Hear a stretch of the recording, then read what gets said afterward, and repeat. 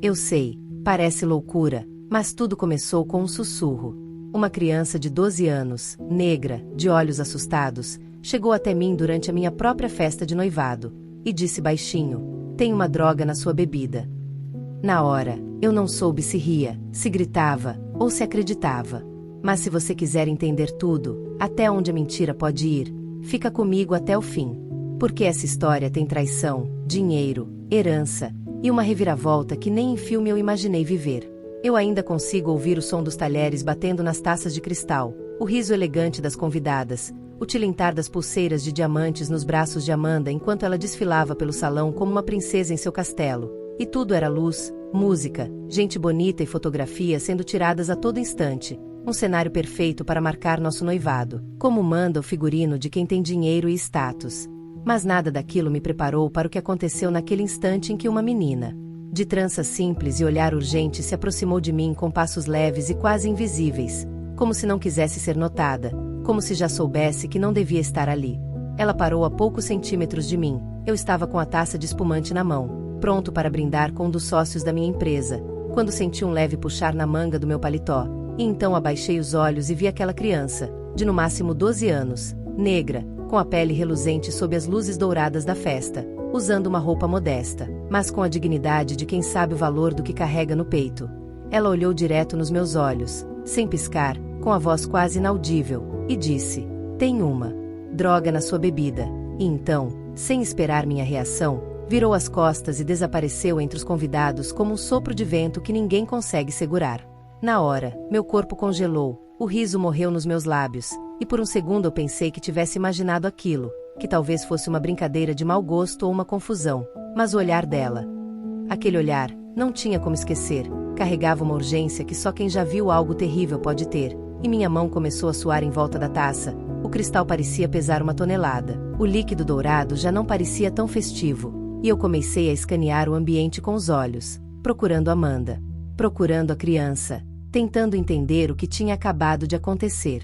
Amanda estava a poucos metros, rindo com uma amiga da família. Seu sorriso era impecável, como sempre, mas algo no jeito que ela segurava a própria taça me pareceu forçado, como se estivesse encenando, e de repente, tudo que eu pensava que sabia sobre aquela noite começou a rachar por dentro, como se uma verdade estivesse prestes a emergir do fundo de um lago escuro. E eu me perguntei quem era aquela menina, como ela sabia da bebida, por que teria me avisado, e por que, acima de tudo, havia desaparecido tão rápido, como se já soubesse que seria ignorada. O salão estava cheio de gente que só pensava em aparências, em conexões, em negócios, em patrimônios e oportunidades, e mesmo naquele momento de alerta, não pude deixar de ouvir um trecho da conversa ao meu lado. Um homem dizia que nosso casamento seria a fusão perfeita entre amor e capital, e outro comentava que a empresa dobraria o valor de mercado com a imagem certa do casal. E aquilo me causou náusea, me deu uma vertigem diferente, como se eu estivesse caindo numa armadilha que eu mesmo ajudei a montar, acreditando que Amanda e eu seríamos o casal ideal aos olhos da sociedade, com uma conta conjunta repleta de vantagens, rendas cruzadas, lucros compartilhados, e tudo mais que se espera de um matrimônio bem-sucedido no papel, mas talvez vazio na alma. Pedi licença, fingi uma dor de cabeça, larguei a taça numa mesa, sem beber, e fui até a área dos fundos da casa, onde os funcionários costumavam circular, e ali o cenário era outro, mais silencioso, mais cru, mais verdadeiro, e foi ali que a vi novamente, sentada nos degraus perto da cozinha, abraçada aos joelhos, o olhar perdido no chão como quem carrega um fardo maior do que deveria, e me aproximei devagar, tentando não assustá-la, sentando ao seu lado sem dizer nada por alguns segundos, até que ela, sem olhar para mim, falou de novo, num sussurro: "Eu vi. Ela colocou o pozinho na taça antes de te entregar." E só então entendi, ela falava de Amanda.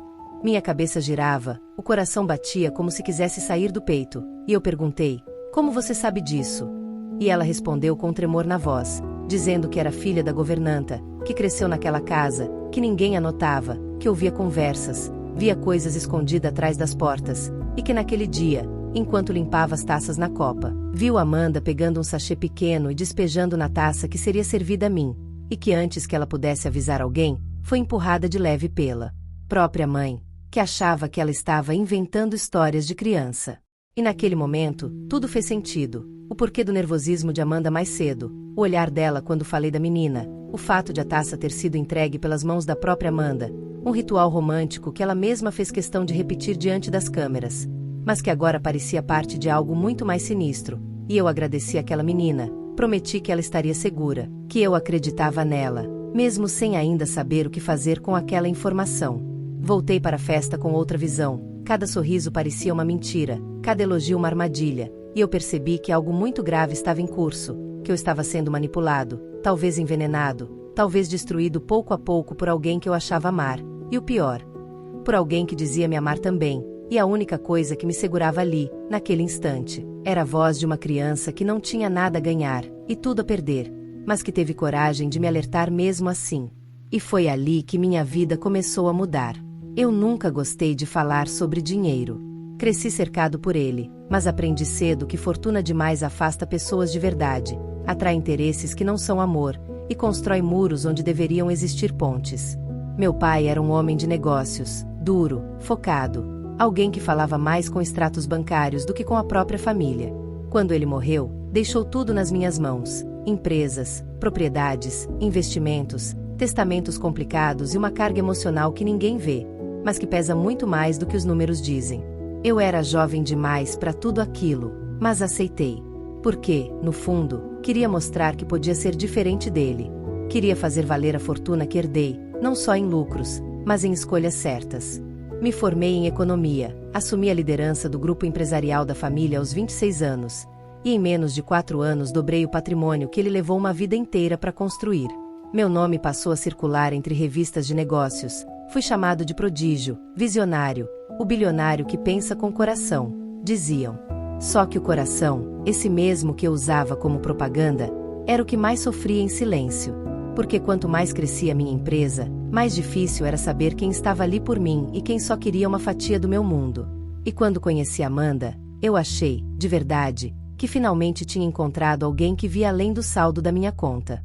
Ela apareceu num evento de gala beneficente, vestindo um azul marinho que contrastava com a pele clara e os olhos castanhos quase dourados. Disse que era psicóloga, que trabalhava com crianças em situação de risco, que detestava o mundo dos ricos, mas fazia um esforço por boas causas. E quando me olhou nos olhos e disse: "Não me impressiona o que você tem, me interessa quem você é", eu acreditei. Eu quis acreditar. Pela primeira vez em muito tempo, senti que podia me abrir, mostrar minhas fragilidades sem medo de ser julgado.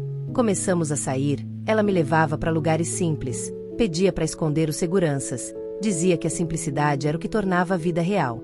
E eu, que vivia cercado por cifras e contratos, me senti leve, humano de novo. Em poucos meses, já falávamos sobre casamento. Ela dizia que queria algo discreto, longe da imprensa, só amigos próximos. Mas, curiosamente, foi a primeira a sugerir que abríssemos uma conta conjunta. Disse que queria contribuir com o que ganhava, que isso mostrava que não estava comigo pelo meu dinheiro. Me mostrou o extrato da conta dela, disse que ganhava pouco, mas sabia economizar. E ali, naquele momento, eu senti que podia confiar. Como se o fato de ela não precisar do meu dinheiro fosse a prova de que me amava.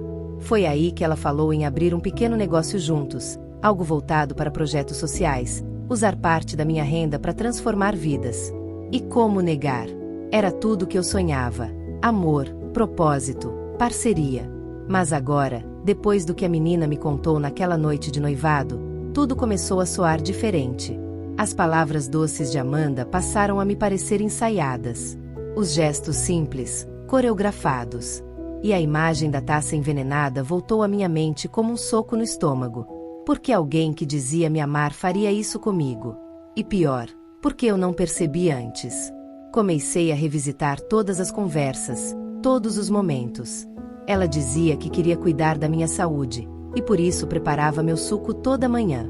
Fazia questão de lidar com as contratações do staff da casa, argumentando que eu precisava de alguém que filtrasse os aproveitadores. Aos poucos, foi cercando meu mundo. E eu, cego de amor, achando que era cuidado, estava sendo controlado. Depois da conversa com a menina, mandei revisar os contratos que Amanda havia tocado. E descobri que o negócio social que ela dizia montar comigo já tinha documentos em meu nome. mas a administração estava vinculada exclusivamente a ela. Um investimento de quase 2 milhões que ela conseguiu assinar com minha autorização digital, em meio a outros papéis que ela mesma pediu para eu assinar só para facilitar. E pior, o testamento que meu pai deixou, que estava trancado num cofre, tinha uma solicitação de atualização com meu nome e assinatura, mas eu nunca pedi isso. Alguém estava tentando me substituir como principal herdeiro da empresa. Alguém muito próximo. A conta conjunta, aquela mesma que eu achei que simbolizava confiança, virou uma armadilha. Ela movimentava quantias pequenas, mas constantes. Compras caras disfarçadas de doações. Viagens curtas com estadias em hotéis de luxo, em nome de outras pessoas. Quando pedi ao banco o relatório completo, o gerente hesitou. Disse que Amanda passava ali com frequência, dizendo que queria ajudar a gerenciar minha rotina financeira. Foi então que percebi. Ela sabia cada passo que eu dava, cada centavo que eu gastava, cada lugar que eu frequentava. E eu não sabia quase nada sobre ela. Amanda dizia que vinha de uma família simples, mas era filha de um advogado poderoso que atuava em processos de herança e sucessão. Descobri que o escritório do pai dela tinha acesso a informações sigilosas da minha empresa, e que ele mesmo orientou as cláusulas daquele contrato de sociedade social que ela queria firmar comigo. Era tudo muito bem armado, como uma peça de xadrez onde eu era o rei distraído, cercado por peões que fingiam ser aliados, mas trabalhavam para a rainha. E ali, cercado de verdades duras e documentos oficiais, senti que o amor que eu achava viver era só um investimento mal feito. Um negócio que poderia me levar à falência emocional e, se eu não acordasse, financeira também. Foi naquele momento que decidi que não podia mais fingir que tudo estava bem. Que não dava para brindar com uma taça possivelmente envenenada. Que aquela menina, invisível aos olhos da festa, tinha me mostrado a única verdade daquela noite. A de que, mesmo cercado por milhões, eu podia estar mais vulnerável do que jamais estive. E que talvez a única saída fosse encarar tudo isso de frente, antes que fosse tarde demais. Amanda era o tipo de mulher que entrava num lugar e fazia tudo parar por alguns segundos, como se a presença dela mudasse o ar, como se os olhares se virassem não só por beleza, mas por algo que ninguém sabia explicar, um charme silencioso, um magnetismo disfarçado de doçura, e talvez por isso tenha sido tão fácil para ela se encaixar no meu mundo, ou melhor, moldar o mundo ao redor de nós dois do jeito que ela queria. Ela dizia que não gostava de luxo, mas andava com naturalidade em qualquer salão de alta sociedade, sabia o nome de todo mundo que importava, chamava os garçons pelo nome, e sempre elogiava os pratos com palavras que só quem estudou o cardápio de antemão saberia usar. Me encantava com o jeito que ela se portava. Parecia que tinha nascido pronta para ser admirada. No começo, isso tudo me fazia rir, me fazia relaxar. Ela era diferente das outras mulheres que se aproximavam só depois de goglarem meu nome. Amanda dizia que não sabia nem quem eu era quando nos conhecemos, que só se interessou pela minha fala durante o evento beneficente, que o brilho da minha palestra era maior que o do meu relógio. E eu, bobo, acreditei.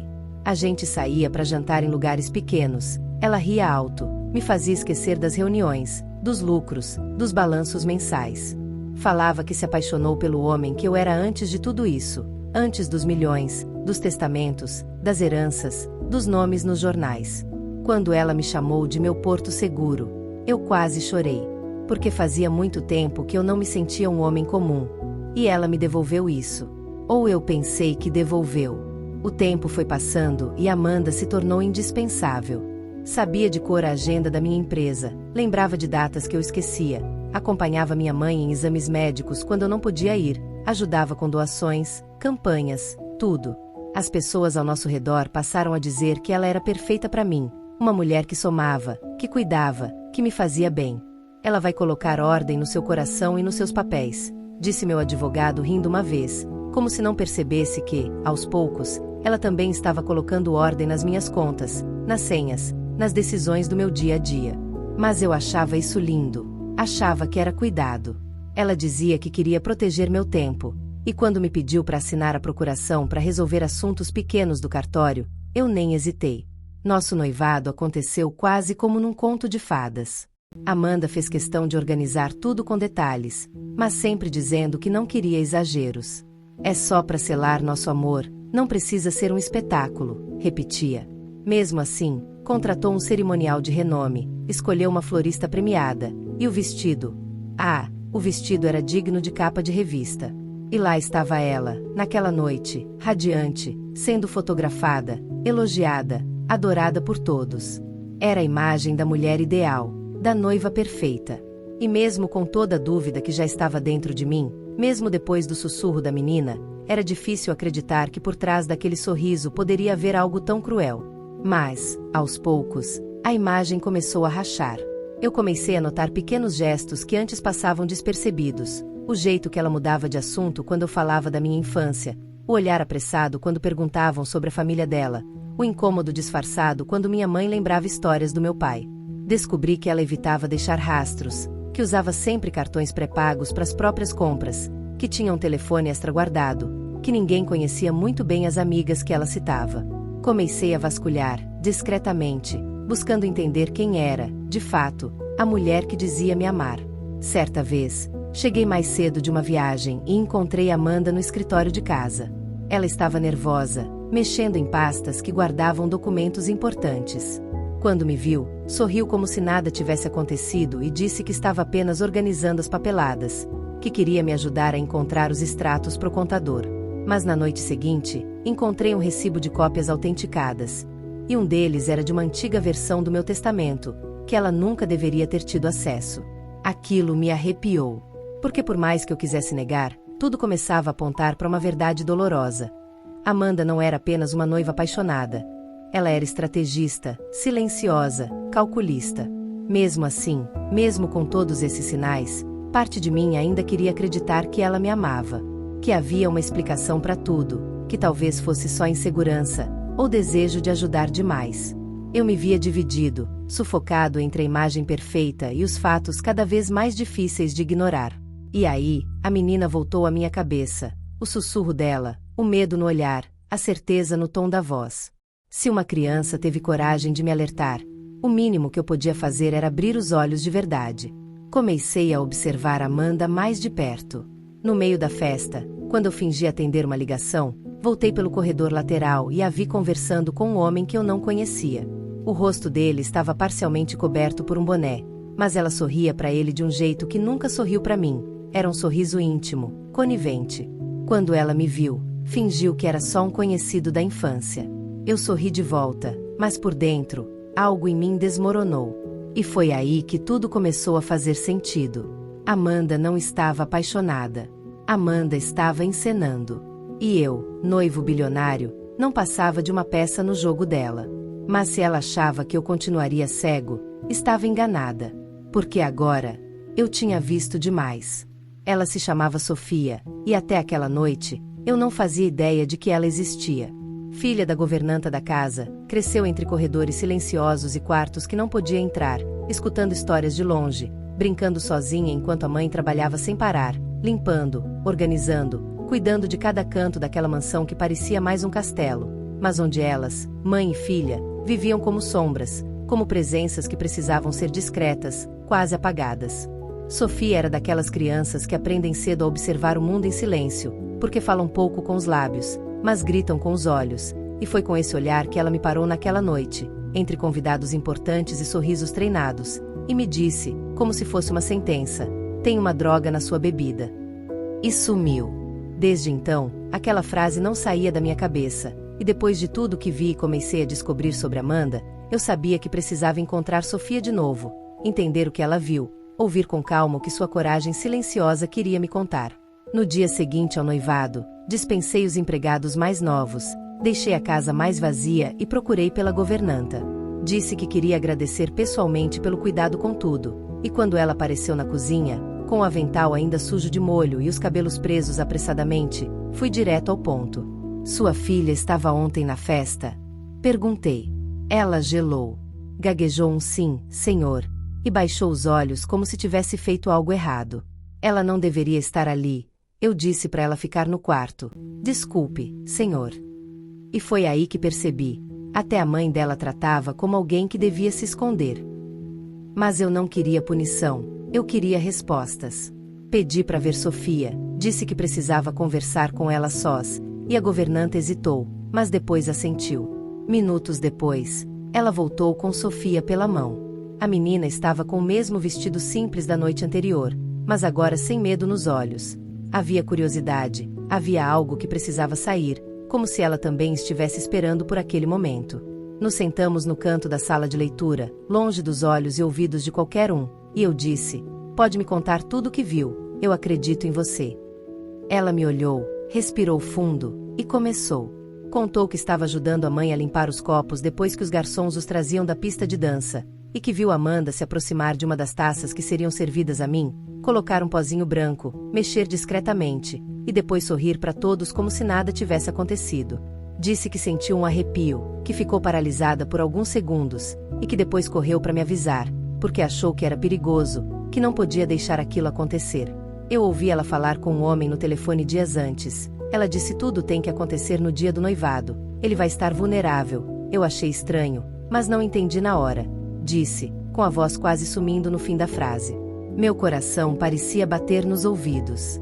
Sofia tinha visto, ouvido, sentido tudo que eu me recusei a perceber.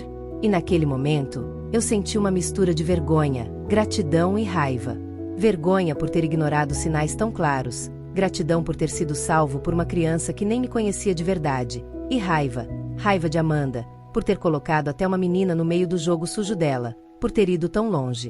Eu segurei a mão de Sofia e disse: "Você foi muito corajosa. Você me salvou."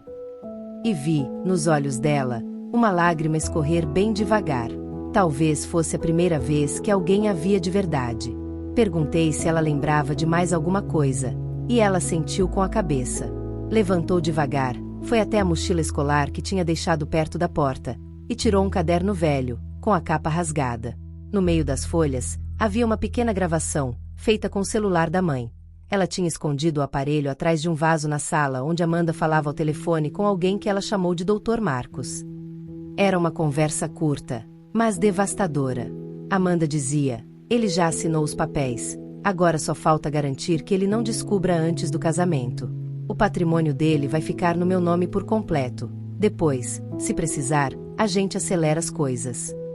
Eu parei o áudio ali, sem conseguir ouvir mais. Era como levar um soco no estômago. Amanda não só planejava me enganar, como estava contando com minha morte. E a única pessoa que teve coragem de impedir isso foi uma menina de 12 anos que não devia nem estar naquela festa. Abracei Sofia ali mesmo, com força, como quem segura a própria vida nas mãos. E prometi para ela e para a mãe que nada de ruim aconteceria com elas, que eu faria o que fosse preciso para protegê-las. "Você não é invisível", eu disse, com a voz embargada. "Você é uma heroína." A governanta chorava em silêncio na porta, enquanto segurava firme no ombro da filha. Vi no olhar das duas um amor verdadeiro, algo que eu não sentia há muito tempo. Elas não tinham nada, e ainda assim arriscaram tudo para me salvar. Ali, naquele cômodo simples da mansão, onde tantas reuniões de negócios já tinham sido feitas, onde contratos de milhões já tinham sido assinados, foi onde eu finalmente entendi o que valia a pena proteger. Não era o dinheiro. Não era a empresa. Era a verdade. Era gente de verdade. E foi ali que eu tomei a decisão. Amanda não podia continuar. Aquela farsa ia acabar. E quem ia desmascará-la era eu. Depois da conversa com Sofia, a menina invisível que se tornou a voz mais clara em meio àquela confusão, eu já não era mais o mesmo homem. Algo dentro de mim tinha virado do avesso.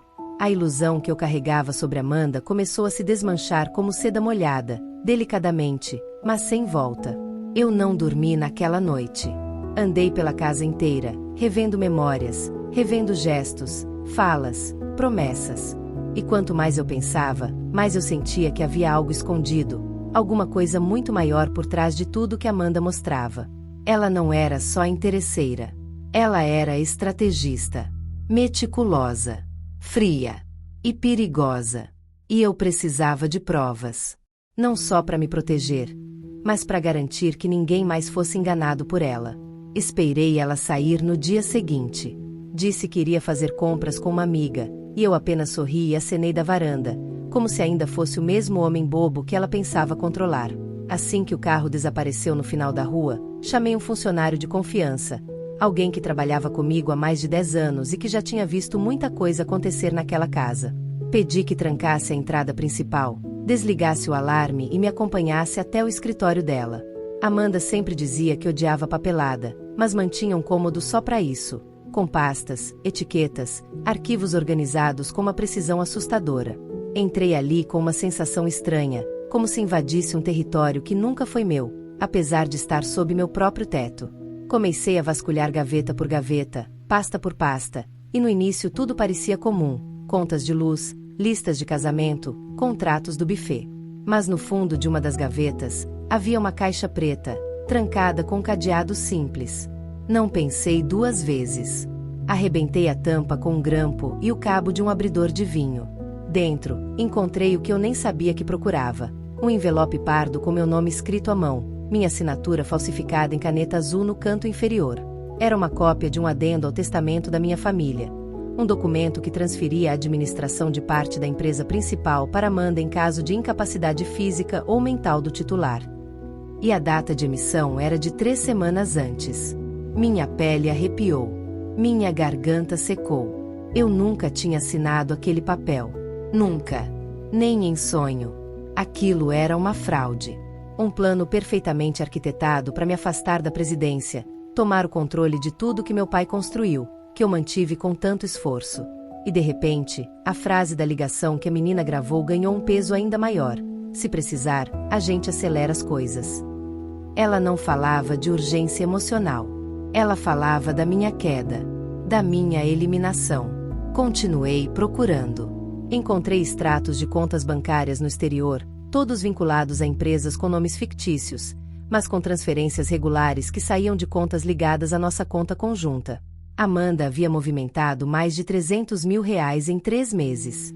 Compras em nome de terceiros, viagens internacionais marcadas em sigilo, e até uma solicitação de empréstimo com meu nome como avalista. Tudo ali, guardado como se fosse só uma formalidade. Como se minha vida fosse apenas um contrato a ser assinado, um obstáculo a ser eliminado com cuidado. E como se não bastasse, havia também um contrato de parceria empresarial, com cláusulas que autorizavam Amanda a representar minha empresa em reuniões futuras, alegando ausência prolongada do titular por motivo de saúde. Aquilo não era amor. Era uma tentativa clara de golpe.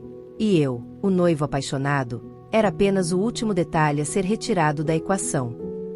Sentei no sofá do escritório, com os papéis espalhados ao meu redor, e fiquei ali, em silêncio. Pela primeira vez, entendi o que meu pai sempre quis dizer quando falava que às vezes o inimigo está dentro de casa. Só que nem ele teria imaginado que seria por meio de um noivado, de um sorriso perfeito, de um amor forjado com tanta precisão. Meu coração doía. Eu me sentia traído de um jeito que doía até na pele. Não era só a mulher que dizia me amar. Era a ideia inteira de confiança que estava sendo destruída diante dos meus olhos. Respirei fundo. Peguei o celular, tirei fotos de tudo, mandei uma cópia para o meu advogado e outra para o meu contador pessoal. Pedi que preparassem uma reunião urgente. E então, entre os últimos papéis da caixa, encontrei o que me deu um nó na garganta. Uma cópia de um testamento antigo, não meu, mas da antiga dona da mansão, a tia-avó que havia deixado aquela casa para nossa família há décadas. E ali, em letras pequenas, constava o nome de uma única herdeira legítima: Sofia. A menina. A filha da governanta. Ela tinha direito àquela casa. Era por isso que Amanda queria se livrar dela. Era por isso que ela a ignorava, mandava calar, pedia que não aparecesse. Sofia era a única pedra no sapato daquela mulher. Levantei, peguei todos os documentos, guardei de volta no envelope. Naquele momento, o jogo havia virado. Amanda achava que estava no controle. Mas agora, eu tinha as provas. Eu tinha a verdade. E principalmente, eu tinha uma missão: proteger Sofia, limpar meu nome, recuperar meu lugar e desmascarar, de uma vez por todas, aquela que quase me matou com um sorriso no rosto e uma taça envenenada na mão. Era como se tudo estivesse ali o tempo todo, à minha frente, escondido à vista de todos, como um quadro bonito demais para desconfiar do que tem por trás da moldura. Só que agora, com aqueles documentos nas mãos, eu não podia mais fingir. Amanda não era a mulher que dizia me amar, ela era uma arquiteta da mentira, e cada gesto de carinho, cada toque, cada beijo trocado à luz das câmeras tinha um custo que eu não enxergava, mas que estava sendo cobrada em silêncio, com juros altíssimos. Eu me sentia um idiota. Um homem bilionário, poderoso, respeitado, enganado dentro da própria casa, dentro do próprio coração. Liguei para o gerente do meu banco pessoal, um homem de confiança, daqueles que te olham nos olhos e dizem a verdade sem medo. Pedi uma auditoria completa das movimentações da conta conjunta que Amanda tanto insistiu em criar no início do nosso relacionamento. Ele hesitou, disse que tinha cláusulas de sigilo, mas quando expliquei que havia indícios de fraude e manipulação, ele abriu o sistema, me chamou para ver pessoalmente. E foi ali, sentado diante de 3 monitores, com gráficos e tabelas coloridas, que a traição financeira ganhou forma. Ela havia começado devagar, com transferências pequenas, compras disfarçadas de presentes, doações para ONGs que não existiam. Depois vieram os saques altos, as aplicações em nome de terceiros, os cartões de crédito clonados. Tudo começou com um cartão de crédito, e terminou com uma dívida que quase me destruiu. Ele disse, com pesar, apontando para um relatório que mostrava mais de R$500 mil movimentado em menos de 4 meses, sem que eu percebesse. Eu não sabia se chorava, se gritava ou se agradecia por ter acordado a tempo. E no meio daquele extrato detalhado, algo me chamou a atenção. Vários depósitos feitos para uma conta com nome masculino, Rogério S. Maciel. E na descrição dos comprovantes, algo que me arrepiou: consultoria pessoal, serviços estratégicos, confiança garantida. Eu não conhecia ninguém com esse nome. E ao puxar os dados do CPF atrelado à conta, descobrimos que ele era dono de uma empresa recém-aberta, no mesmo endereço do pai da Amanda. As peças começaram a se encaixar. Amanda não estava sozinha. Aquilo era um plano em família. O pai dela, advogado especializado em sucessões, provavelmente orientava todos os passos, usava o nome da filha para se aproximar de homens ricos, e depois, aos poucos, iniciava o golpe. Criavam vínculos, contas conjuntas, negócios sociais, contratos com cláusulas minúsculas e perigosas. E quando o homem estava emocionalmente envolvido, assinava qualquer coisa. Foi exatamente o que aconteceu comigo. E ali, no meio de todo aquele caos, comecei a entender o valor real da informação. Porque não era só sobre dinheiro, era sobre confiança, sobre intimidade, sobre saber tudo o que o outro faz sem que ele perceba. Amanda me controlava com palavras doces, mas também com dados. Sabia o dia do meu salário, quanto eu investia, onde eu guardava minhas senhas, qual banco usava, que advogado confiava. Era como se ela tivesse feito um raio-x da minha vida e usado cada pedacinho contra mim. Meu patrimônio virou uma vitrine, minha empresa uma oportunidade, e eu, um projeto a ser explorado até o fim. A parte mais dolorosa foi ler os e-mails dela. Sim, eu acessei. O mesmo gerente do banco, com a ajuda do meu time de TI, localizou um backup automático no notebook dela. E entre mensagens de agências de casamento, fornecedores e amigos, estavam conversas com o tal Rogério. Eles trocavam mensagens íntimas, planejavam viagens, riam de piadas que envolviam meu nome. Ele é fácil, confia até demais, ela escreveu em uma delas. Depois da partilha de bens, eu sumo. Em outra, mais direta, dizia: se ele descobrir antes, acelera o plano. A receita tá no armário da lavanderia. Receita? Que receita? O gerente me olhou assustado. Ela tá falando de veneno, não tá? Eu não respondi. Só senti meu corpo gelar. Voltei para casa naquele mesmo dia, com os documentos impressos em uma pasta, o coração aos pedaços, e a mente em alerta. Encontrei Amanda no jardim, regando as flores, como se nada tivesse acontecido, como se ainda fossemos um casal apaixonado. E quando ela me viu, sorriu, veio até mim, me abraçou como sempre fazia. Você sumiu hoje, pensei que tivesse cansado de mim, ela disse, com a voz suave, e eu só consegui sorrir de volta, fingir mais um pouco. Precisava pensar, só isso. Mas por dentro, eu estava fervendo. Naquela noite, revirei cada cômodo da casa. E sim, encontrei a tal receita. Escondida dentro de um livro falso, entre roupas velhas e toalhas. Era um frasco pequeno, com um pó branco, sem identificação. Levei para análise. Resultado: substância tóxica, de ação lenta, que em doses diárias poderia provocar sintomas parecidos com estafa, tonturas, perda de memória e confusão mental. Tudo aquilo que eu vinha sentindo há meses, e que Amanda dizia ser pressão do trabalho. Eu estava sendo envenenado, aos poucos, pelas mãos da mulher que dormia comigo. Mas a gota final, o ponto sem volta, foi descobrir que ela já tinha marcado uma consulta com um psiquiatra, em meu nome, com recomendação de afastamento temporário da empresa por instabilidade emocional e risco de colapso mental. Era isso. Ela queria me tirar da presidência, tomar o controle legalmente, usando um laudo médico falso e um testamento modificado. Eu não era mais só uma vítima de traição. Eu era um alvo em processo de apagamento. E foi naquele momento que eu decidi, o próximo passo seria meu. Eu sabia que precisava agir com calma, precisão, estratégia, como ela mesma vinha fazendo há meses, talvez anos, talvez desde o primeiro dia em que nos conhecemos, e era quase cruel pensar que o lugar onde eu mais me sentia em paz, aquele jardim atrás da casa, rodeado por jasmins e lavandas, onde tantas vezes a vi sorrir sob o pôr do sol, seria agora o cenário do nosso confronto mais silencioso, mais decisivo, mais revelador. Era como se a beleza daquele lugar tivesse sido usada como uma armadilha, como se cada flor fosse testemunha de uma mentira bem contada, de uma vida encenada. Mas agora era a minha vez. Eu precisava da verdade. E a verdade, às vezes, se esconde nas coisas mais simples. Como um celular velho, esquecido no fundo de uma mochila de escola. Naquela manhã, voltei a falar com Sofia. Chamei a menina ao jardim, pedi para que viesse com calma, sem alarde, e a sentei comigo no banco de madeira sob a árvore que minha mãe plantou anos antes. Olhei nos olhos dela, com a mesma sinceridade de quem olha para alguém que acabou de salvar sua vida, e perguntei se ela ainda tinha o celular da mãe. Aquele onde, dias atrás, havia gravado a conversa suspeita. Ela baixou a cabeça, puxou o aparelho do bolso do casaco, e disse: "Tem mais uma coisa que eu não contei, porque tive medo de ninguém acreditar." E ao ouvir isso, meu coração apertou. Como é que uma menina de apenas 12 anos, que já carregava tanto peso, ainda tinha que lutar para ser levada a sério? Ela me mostrou a gravação. Era um vídeo, tremido, feito de longe, através da fresta de uma porta.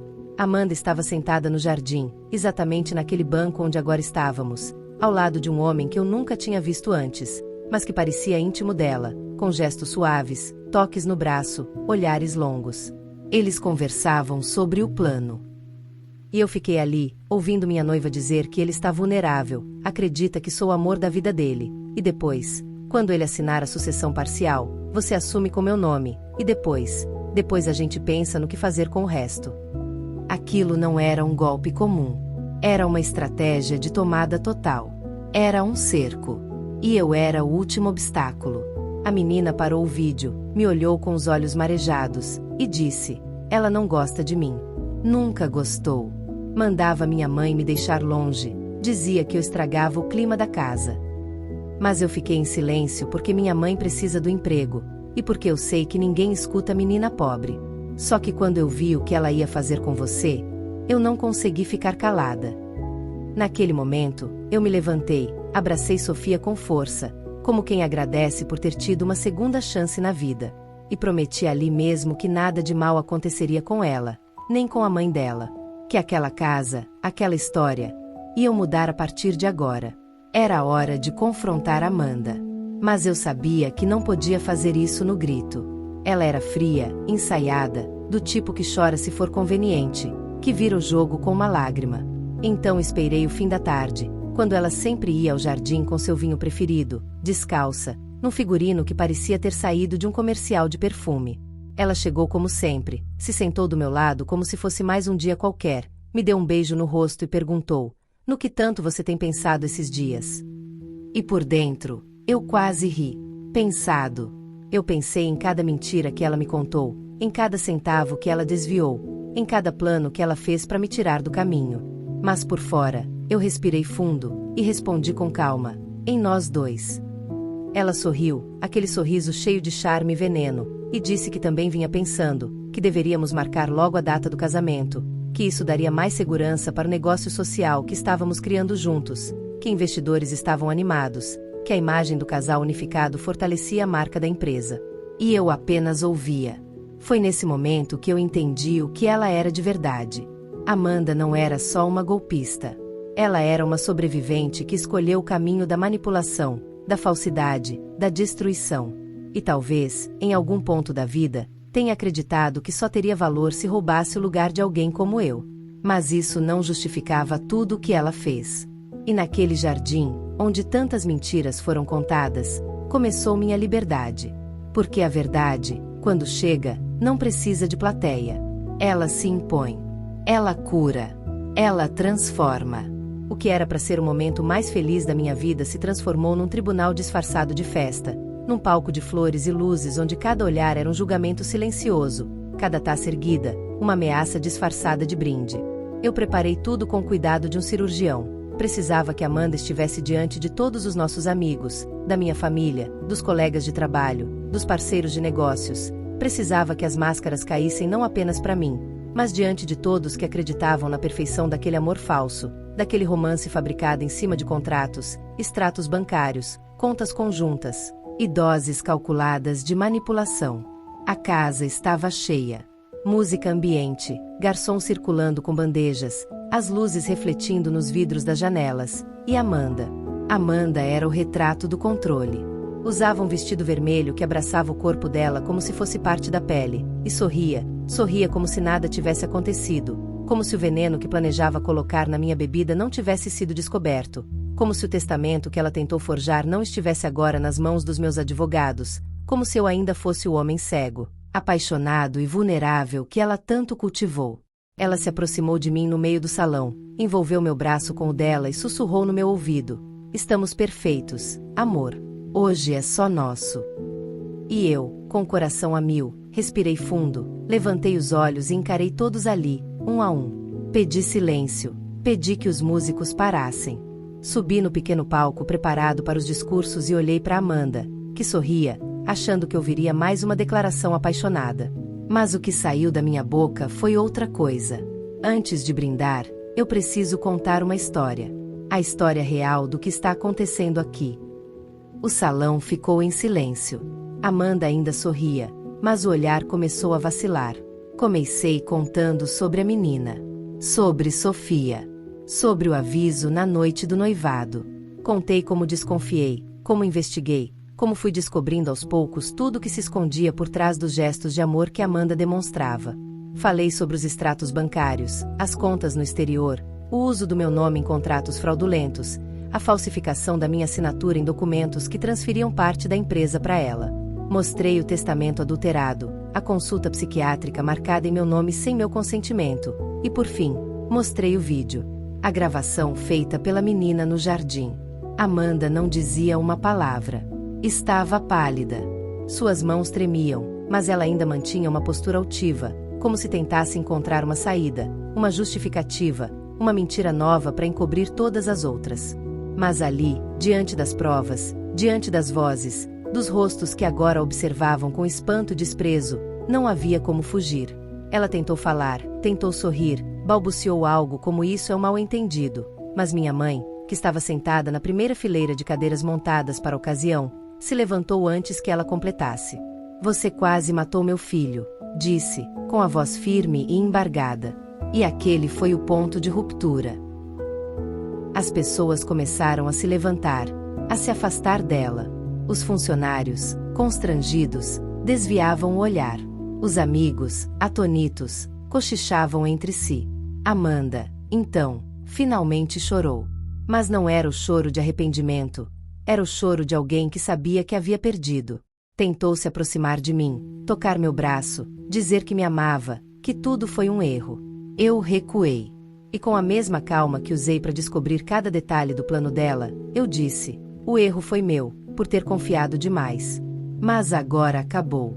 Você vai sair daqui e vai responder por tudo o que fez." A segurança já estava avisada. 2 homens discretos a acompanharam até a saída. Ela foi embora sem levar nada. Nem a taça, nem o anel, nem a história bonita que tentou escrever usando a minha vida como enredo. E quando a porta se fechou atrás dela, eu me virei para as pessoas e disse: "Agora, sim, podemos brindar. Mas não ao amor, e sim à verdade." E naquele momento, ao erguer a taça, senti que algo se libertava dentro de mim. Uma paz estranha, como se pela primeira vez eu pudesse respirar sem medo, sem fingimento, sem veneno. Sofia assistia tudo de longe, do alto da escada, ao lado da mãe, com os olhos cheios de emoção, e quando nossos olhares se cruzaram, eu sorri para ela. Ali estava a verdadeira heroína dessa história. A menina invisível que viu o que ninguém quis ver, que falou quando todos se calaram, que me salvou quando eu mesmo já não sabia se queria ser salvo. E eu sabia, naquele instante, que a festa havia terminado. Mas minha nova vida estava só começando. Depois daquela noite, tudo parecia em suspensão, como se a casa respirasse mais devagar, como se os cantos que antes ecoavam mentiras agora precisassem de silêncio para se curar. Amanda se foi, mas o estrago ficou, não só nos papéis, nas contas, nos contratos, mas principalmente dentro de mim, no lugar onde antes existia amor, agora havia um vazio do tamanho da decepção. E foi nesse silêncio, nessa tentativa de entender o que restava da minha vida, que recebi um telefonema do advogado da família. Ele tinha ouvido falar do que aconteceu, e me pediu para passar no escritório. Disse que algo importante tinha sido descoberto entre os documentos antigos da casa. Eu fui no mesmo dia, sem pensar duas vezes. E nem nos meus sonhos mais estranhos eu imaginaria o que estava por vir. Ele me recebeu com aquele semblante sério de sempre, olhos baixos, gestos contidos, mas havia algo no jeito dele falar que me deixou alerta. Disse que enquanto organizavam os arquivos herdados da tia-avó, aquela que, anos atrás, havia deixado a mansão para nossa família, encontraram uma versão do testamento que nunca havia sido registrada oficialmente, um documento guardado entre as cartas pessoais, escrito à mão, com firma reconhecida, mas deixado de lado por causa da burocracia. Achamos que era apenas um rascunho, até confirmarmos a assinatura e a data. É válido. Eu senti o chão sair debaixo dos pés. E o que tem nesse testamento? Perguntei. Ele respirou fundo. O nome da herdeira. O único nome citado como legítimo para suceder a posse da casa, dos bens móveis da propriedade e de uma conta vinculada àquela residência. Ele me entregou o papel. E lá estava. Sofia da Cruz Silva. Eu li 1, 2, 3 vezes. Sofia. A menina. A filha da governanta. Aquela que Amanda tanto fez questão de esconder, calar, diminuir. A menina que ninguém via. E que, sem saber, era a verdadeira dona daquele lugar. A casa onde cresceu como sombra, era, na verdade, o que lhe pertencia por direito. Minhas mãos tremiam. O advogado continuava explicando, dizendo que a senhora, minha tia-avó, havia ficado muito próxima da governanta nos últimos anos de vida, que tratava Sofia como neta, que mandava presentes, escrevia bilhetes carinhosos. E que, segundo vizinhos e funcionários antigos, chegou a dizer mais de uma vez: essa menina vai ter um futuro digno. Eu vou garantir isso. Mas ninguém levou a sério. Ninguém procurou o documento. Ninguém escutou. Aquele testamento mudava tudo. Aquela menina, que passou a vida assistindo a tudo de longe, era, na verdade, a herdeira de parte daquele mundo. E foi nesse momento que uma coisa se confirmou no meu peito. Amanda sabia. Ela sabia do testamento. E por isso odiava tanto Sofia. Por isso insistia para a mãe dela buscar outro emprego. Por isso queria distância. Porque Sofia, sem saber, era o obstáculo mais puro, mais legítimo e mais perigoso do plano dela.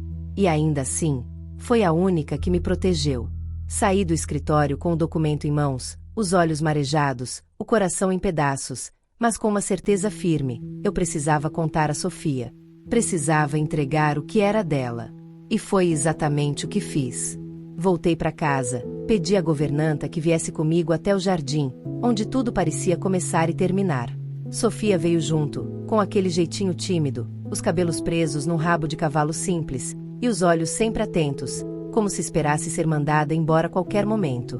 Me ajoelhei na frente dela, segurei suas mãos pequenas entre as minhas, e disse: Sofia, essa casa, essa história, são suas. Você é a herdeira legítima da mulher que construiu tudo isso. Tá aqui, tá escrito, tá assinado. E ninguém pode tirar isso de você. Ela não entendeu de primeira. Olhou para a mãe, depois para mim, depois pro papel. E começou a chorar. Um choro contido, de quem segurou demais, de quem nunca foi vista, de quem nunca foi chamada de importante. A mãe caiu de joelhos, abraçou a filha, chorando junto, dizendo que a vida inteira sonhou com um futuro melhor para ela, mas nunca imaginou que isso fosse possível. Ela sempre amou essa casa, mesmo sendo tratada como se não pertencesse a ela. E agora ela é dona dela, disse, com a voz embargada. E naquele instante, eu soube que algo maior estava acontecendo ali. Algo que dinheiro nenhum no mundo poderia comprar. Decidi que nada ali seria meu. Que tudo que estivesse vinculado ao nome daquela senhora, daquela casa, daquele passado, passaria integralmente para Sofia. Não só por justiça, mas por gratidão. Porque foi ela quem me acordou, quem me mostrou o que realmente importa, quem me salvou de uma armadilha emocional e financeira que quase me destruiu. Sofia herdou mais que uma propriedade. Ela herdou a chance de ser vista, respeitada, valorizada. Herdou a liberdade que Amanda tentou roubar de mim. E de todos ao redor. Alguns meses depois, com a ajuda de advogados e especialistas, formalizamos a transferência da propriedade, regularizamos todos os bens, abrimos uma conta em nome de Sofia, um fundo protegido, com recursos suficientes para que ela e a mãe nunca mais precisassem viver à sombra de ninguém. E eu continuei a vida, mas com outra perspectiva. A empresa, o dinheiro, os investimentos, continuaram lá, mas com outras prioridades. Agora eu sabia que a verdadeira riqueza não estava nas ações ou nos lucros. Estava nas pessoas, nas conexões sinceras, nas histórias que a gente escolhe ouvir.